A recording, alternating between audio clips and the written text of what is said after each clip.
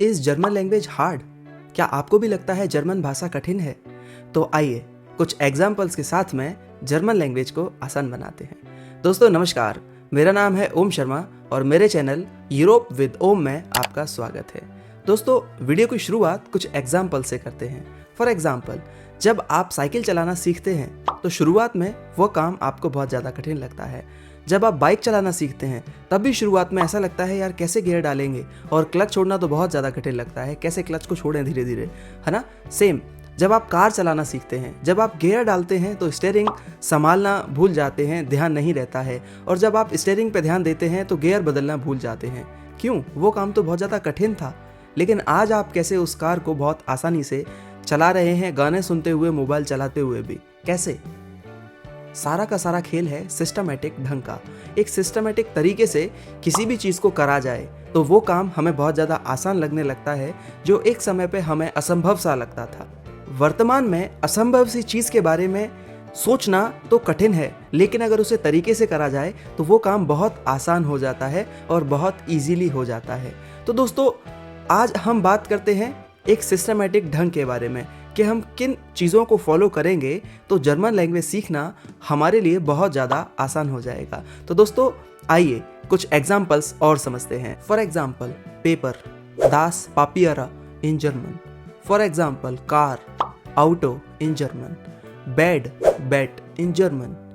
तो इस तरीके के कई सारे वर्ड हैं, जैसे हम टी को बोलते हैं हम टे, कॉफ़ी को बोलते हैं हम डेयर काफ़े, इसके अलावा हैंड को बोलते हैं हम हांड। तो कुछ ऐसे वर्ड्स होते हैं जो इंग्लिश लैंग्वेज से मिलते जुलते हैं और हम उनको बचपन से सीखते आ रहे हैं। इस तरीके के वर्ड्स पे अगर हम कॉन्सेंट्रेट करें तो हमारे लिए वोकैब याद करना बहुत ज़्यादा आसान हो जाएगा। फॉर एग्जाम्पल अगर हम एकदम से बोलें टूरिस्ट अट्रैक्शन प्लेस ज़ेहन काइटन, इस तरीके के वर्ड्स को अगर हम याद करने की कोशिश करेंगे तो शायद हो सकता है कि वो हमें थोड़े हार्ड लगें। तो क्यों ना एक काम किया जाए, शुरुआत से ही कुछ ऐसे वर्ड्स पर कॉन्सेंट्रेट करा जाए जो आसान हैं, जो छोटे हैं, जो हमारी लैंग्वेज से मिलते जुलते हैं। तो कम से कम हमारे पास कुछ वर्ड्स तो कलेक्ट होंगे जिनको करके हम आगे बड़े बड़े वर्ड्स भी याद कर पाएंगे। कुछ स्मॉल वर्ड्स शुरुआत में याद करो, उसके बाद लेवल वाइज आप बड़े बड़े वर्ड्स भी याद कर सकते हो। Second thing, grammar.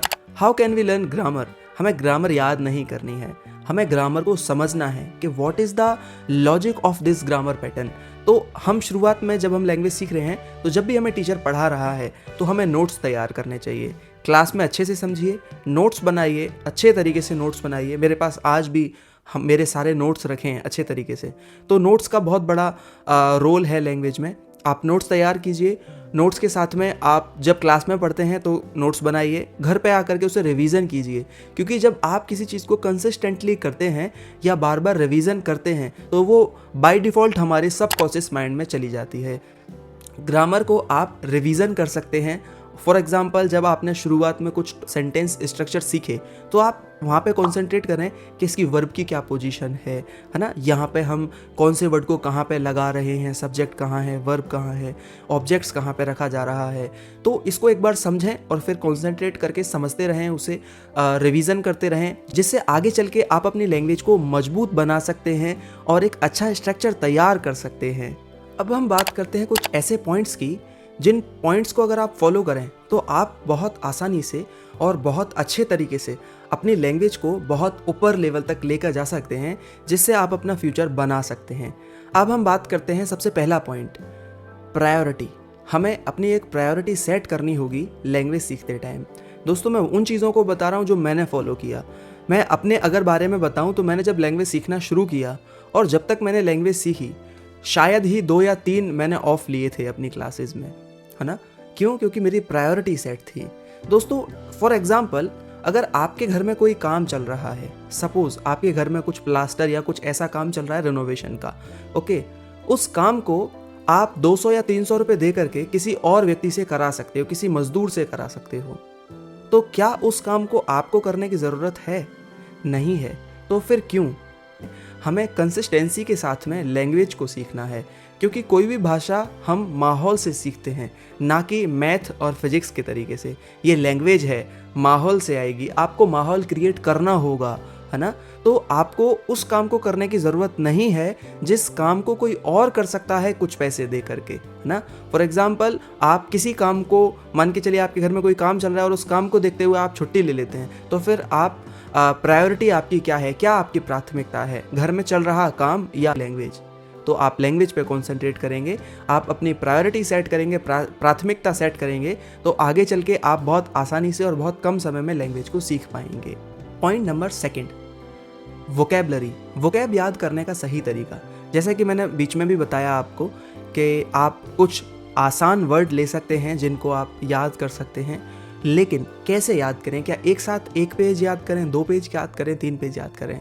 दोस्तों, सही तरीका ये है, शुरुआत में आप 10 वर्ड ले लें। एक दिन में 10 वर्ड आपने ले लिए कि आप मुझे डेली के 10 वर्ड्स याद करने हैं, एटलीस्ट 10 वर्ड्स याद करने हैं। सपोज एक पेज पे 20 वर्ड लिखे हुए हैं, आप 10 तक टिक कर लीजिए, वो 10 वर्ड्स याद कीजिए।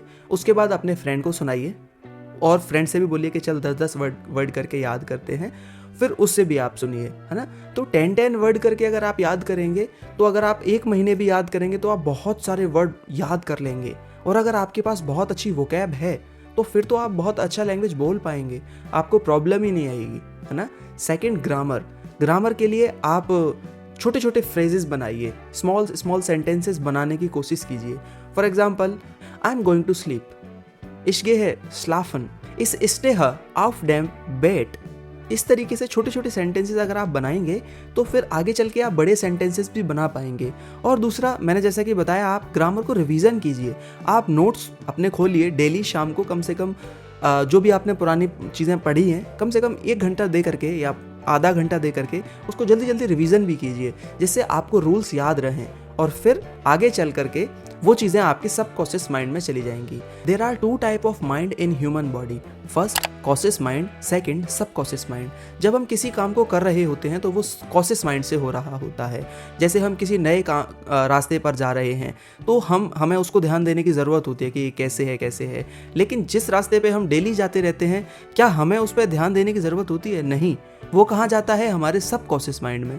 यानी कि हमें उस काम पे ध्यान देने की ज़रूरत नहीं है, वो ऑटोमेटिकली हो रहा है। इसी तरीके से कंसिस्टेंटली अगर आप लैंग्वेज लर्निंग करेंगे, आप डेली रिवीजन करेंगे, वो क्या आप डेली रिवाइज करेंगे, तो वो आपके सबकॉन्शियस माइंड में चले जाएगा और उसके बाद में आप बहुत आसानी से चीज़ों को कर पाएंगे और लैंग्वेज आपकी मदर टंग की तरीके से हो जाएगी। जैसे आप अपनी नॉर्मल लैंग्वेजेस बोलते हैं तब हमें उस पर ध्यान देने की ज़रूरत नहीं होती है, वो ऑटोमेटिकली होती रहती है, बोलते रहते हैं हम। इसी तरीके से कुछ समय के बाद जर्मन लैंग्वेज भी हमारे साथ में हो जाती है। तो आई होप आपको ये वीडियो पसंद आई होगी।